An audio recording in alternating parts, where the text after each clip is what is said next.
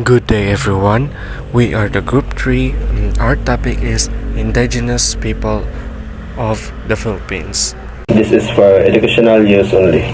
Our group is allowing our instructor, Mr. Roldan Ardinis, to use this as an educational material.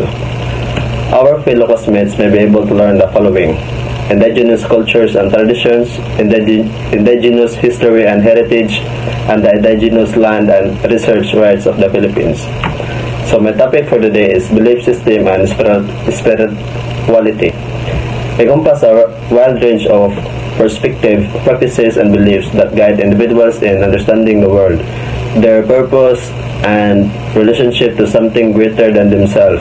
They can include organized religions such as Christianity, Islam, Buddhism, and others religion, as well as personal spiritual practices, philosophies, and ways of understanding the universe and one place within it.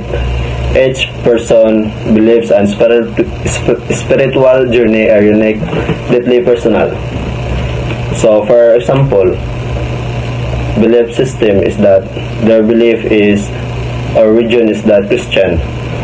So, within Christianity, individuals may encourage in various spiritual practices such as prayer, meditation, attending services, reading sacred texts like the Bible, participating in ritual like baptism and communion, and striving to live according to moral and ethical principles taught by Jesus Christ. They may also believe in concepts like salvation, redemption, and existence of a higher power, which is God, who is in the world in their lives. Okay, good day everyone and good day sir. My topic is all about Indigenous Filipino cultures and traditions.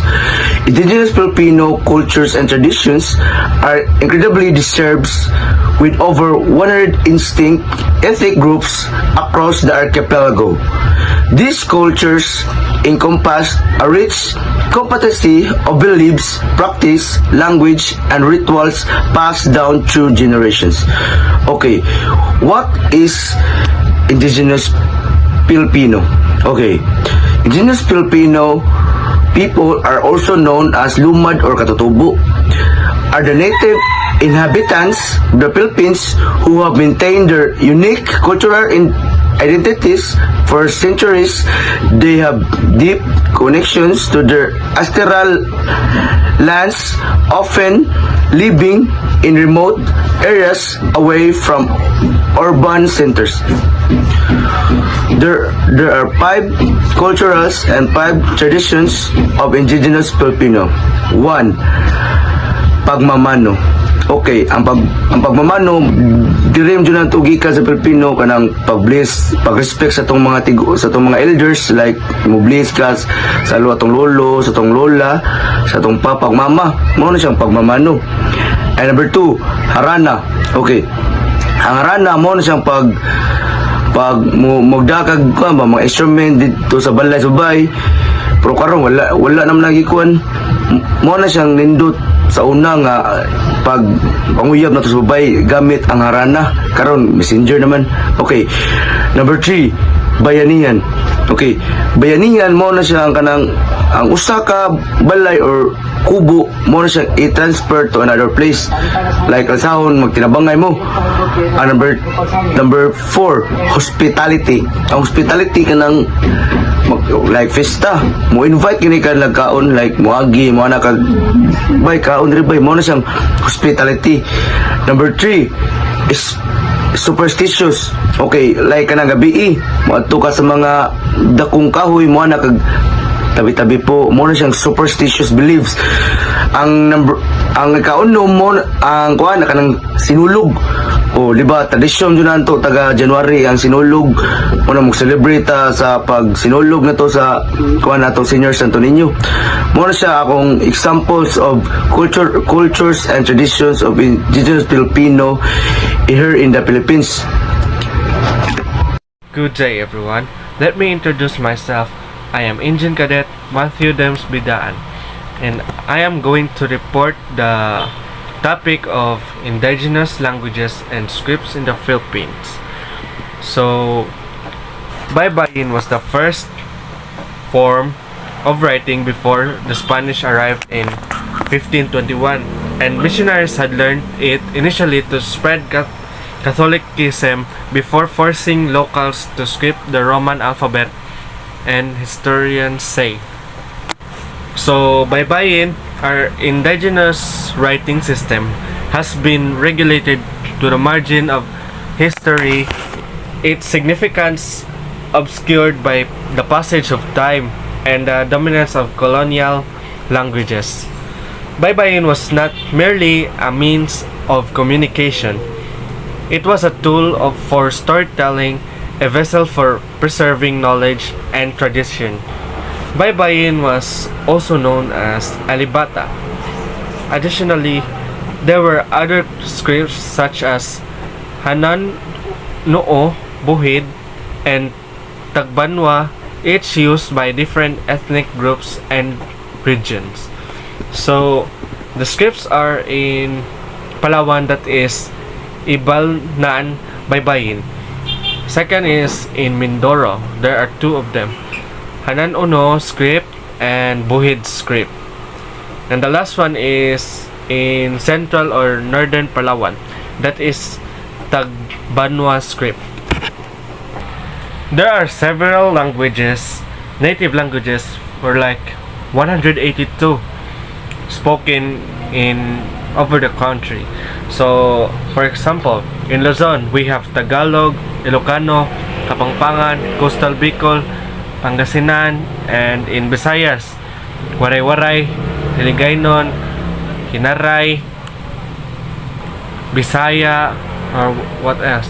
In Mindanao, Maranao, Maguindanao, Tausug. So, these are the following considered as indigenous. So, Filipino is the national language of the Philippines, which is in practice almost completely composed of the Tagalog language being spoken in the capital, Manila. Filipino and English are officially language of the country, with locals Filipino being used as lingua franca and English mainly in publications and media. Locals may be their mother tongue when communicating among themselves, but switch to English when addressing to non-local. So, during the early 90s, Spanish was the official language of the Philippines for more than 3 centuries under the Spanish colonial rule. So, when the American imposed the English, Filipinos speak English. Good day, sir. I'm Engine Cadet Lopez Ferdinand Jr. My topic, sir, tradition, art, and craft. The tradition of cloth weaving in the Philippines, particularly among the Cordillera tribal groups in the north, persists as one of the most cherished cultural practices tracing back to the pre-colonial times. Despite the encouragement of mass-produced textiles, these communities maintain their heritage by utilizing backstrap looms to create intricate blankets and garments, including the delicate piña cloth crafted from pineapple fiber, which finds popularity in traditional attire like the barong Tagalog. Similarly, the utilization of abaca fibers endemic to the region contributes to the creation of sinamay fabric and various artisanal products like ropes, paper, and clothing. Meanwhile, basket weaving serves practical purpose for cordilleras, providing storage for food, tools essential for their agricultural livelihood. Additionally, jewelry making dating back to the 16th century and influenced by Ivory Asian cultures has evolved into a significant industry producing both precious metal and endowments and gemstone jewelry. Meanwhile, pottery, wood carving, and tattooing showcase the diverse artistic expression deeply rooted in a Filipino culture. So, good day everyone. I am indeed Kadit Landscaper. So, my topic is all about rituals and ceremonies of the indigenous people in the Philippines. So, indigenous people in the Philippines engage in a rich history of rituals and ceremonies deeply rooted in their cultural heritage. One prominent example is the Cordillera region Bodong ceremony, a face-packed ritual conducted by the Igorot people. It involves the sharing of sacred objects and the drinking of basi to foster unity among tribes. The Luma communities in Mindanao have Pagduwata, a ritual centered around the worship of deities and spirits to ensure a bountiful harvest. Dances, chants, and offerings are integral parts of this ceremony, emphasizing their connection to the land. So the Tibuli people are known for their Limkay ceremony, celebrating significant life events like birth, marriage, and death. Elaborate beadwork and the playing of traditional instruments characterize these rituals, reflecting the tribe's artistic expression.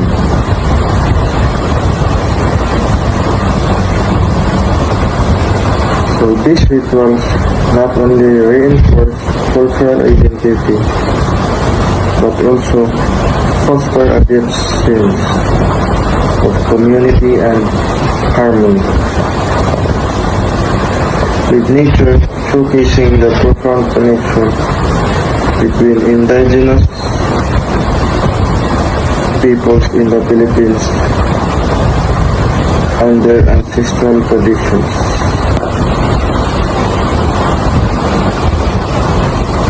So, pre-colonial. So, what is pre-colonial? So, it is the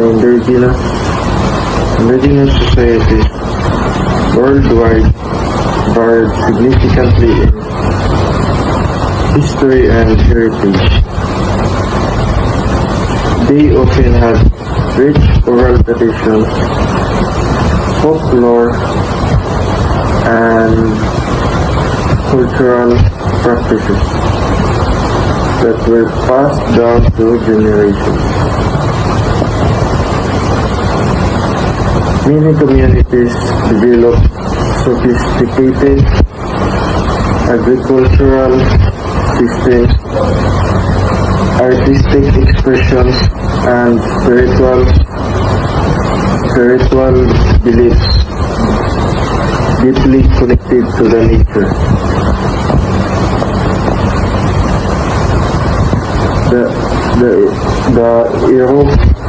The Iroquois Confederacy in North America, the Maori in New Zealand, and the Aztecs in Mesoamerica are examples of indigenous societies with distinct histories and heritage. So these communities often had communal living structures, unique art forms, and spiritual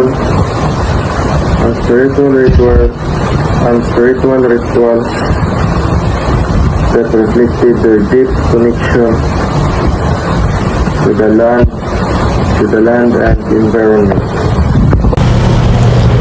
So, good day sir, I am Engine Cadet Alimorin Jumel and I am here to talk about the indigenous resistance and revolts.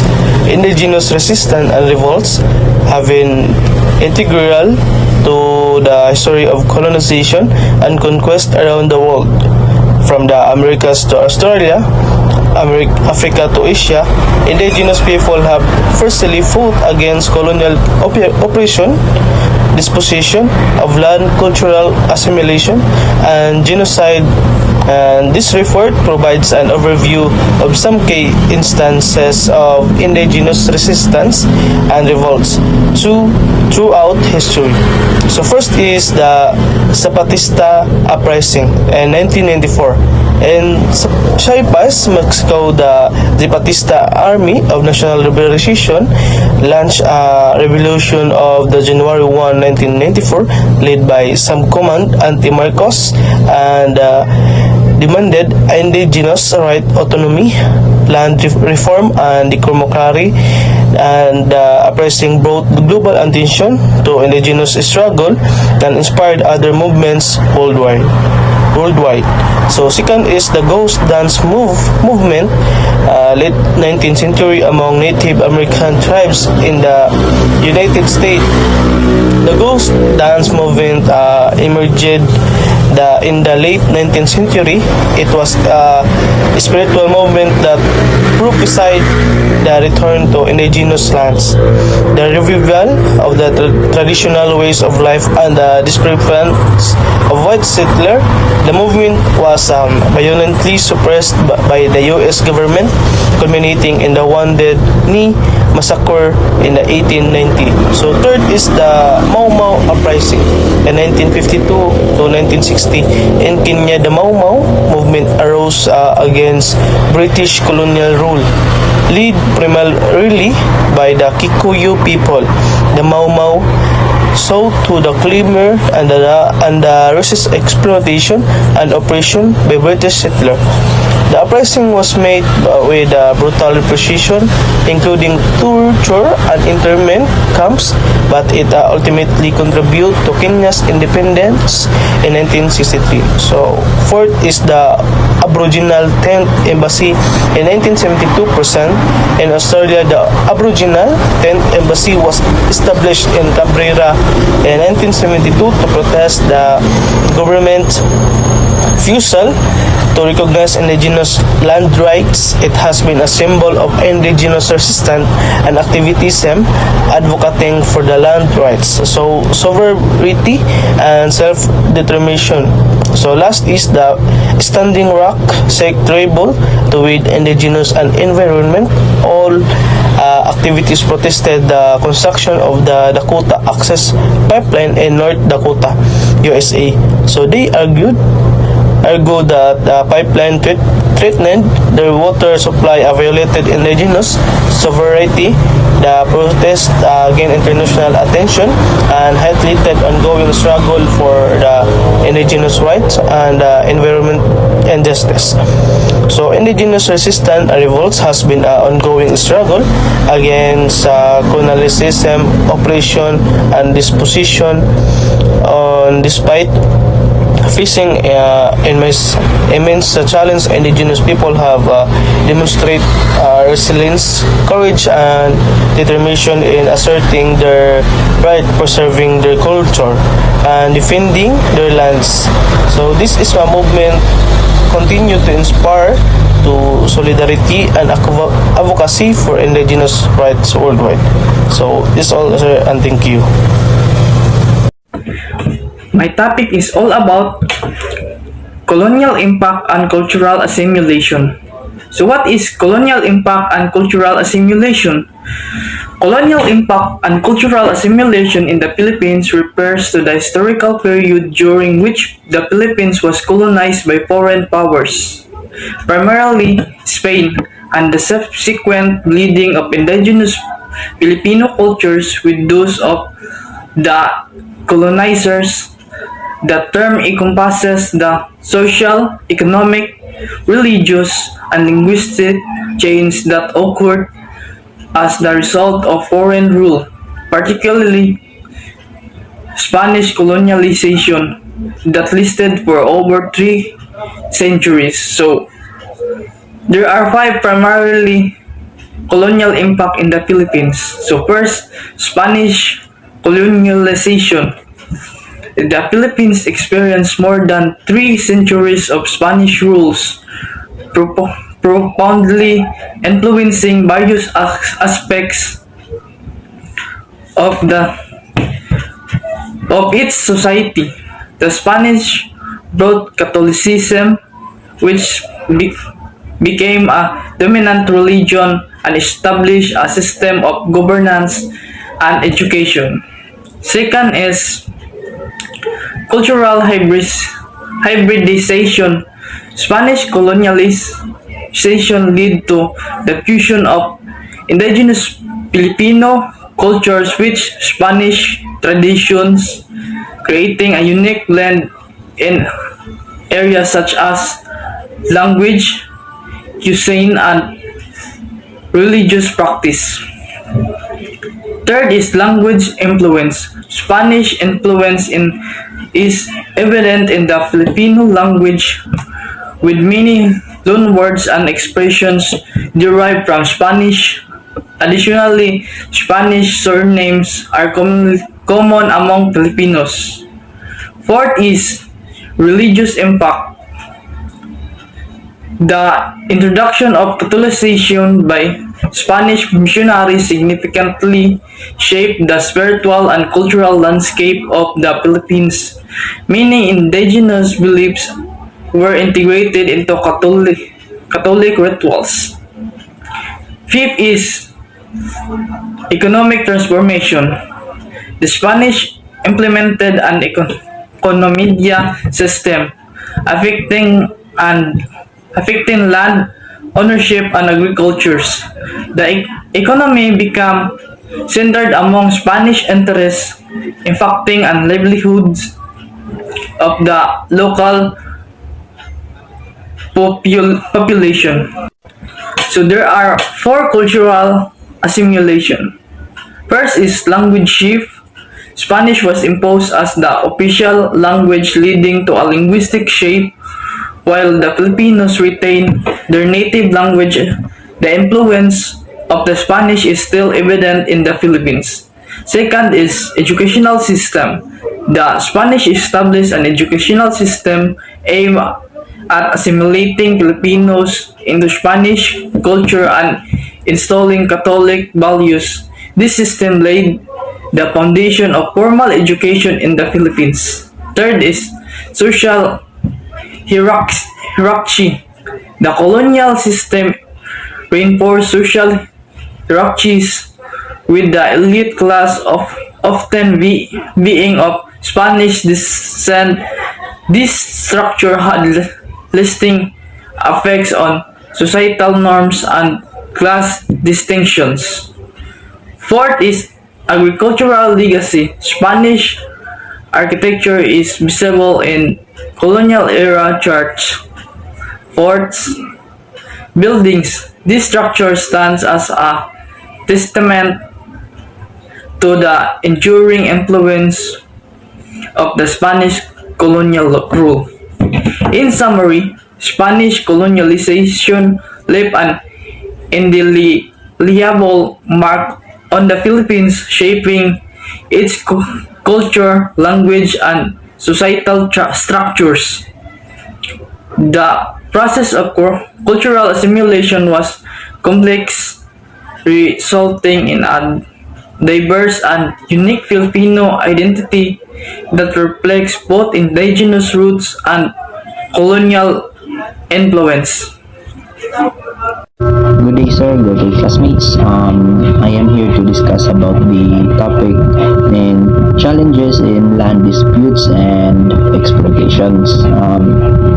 This topic delves into the complex challenges surrounding the land disputes and exploitations in indigenous land and resource rights.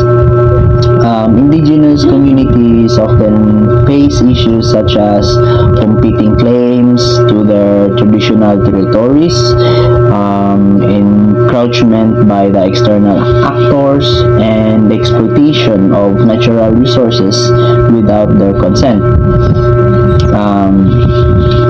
Land disputes can arise from historical injustices, inadequate recognition of indigenous land rights, or conflicting land use practices. These disputes can lead to legal battles, social tensions, and environmental degradation. Example for this would be the South China Sea, which the China proclaims that they own that land, part of the land, but the UN says it was owned by the Philippines. So, yeah, example. Next is exploitation of resources in indigenous lands can occur through activities like mining, logging, or large-scale agriculture, often without proper consultation or benefit sharing for the indigenous communities. This can result environmental damage, loss of cultural heritage, and economic marginalization of indigenous people. Example for this is the fishing area of somewhere in the Philippines. Like, the indigenous people uses a not modern but old style fishing, and some other countries will trespass the area of fishing areas and start fishing using the more advanced vessels or technologies than the indigenous people. So, exploitation. Addressing these challenges requires recognizing and respecting indigenous land rights, engaging in meaningful consultation and consent processes, and promoting sustainable resource management practices that align with indigenous values and priorities. It also involves addressing underlying issues of power imbalance and historical Indigenous ecological knowledge. It refers to the practices and information that are passed down from generation to generation, influenced by the culture, memories, adaptability to change, and reciprocity based values such as those found in agriculture, forestry, fishing, hunting, and trapping. Indigenous peoples have been refining their knowledge. They have done so by accumulating data from direct environmental interaction, lifelong experiences, and deep observations, lesson learned, and skill development. A profound grasp of patterns and processes of change in the natural world, of which humans are part, as necessary to notice, often tiny, micro changes, and to make judgment on them. For example, of indigenous knowledge are the traditional medicine used for healing, the sustainable farming. The farmers did not use insecticides, pesticides, and organic fertilizer. The land resource and management, traditional arts and crafts. So, those are example of indigenous knowledge. Indigenous ecological knowledge refers to the customs, beliefs, place names, songs, and all stories carry cumulative historical and cultural ecology. Data and knowledge that are still important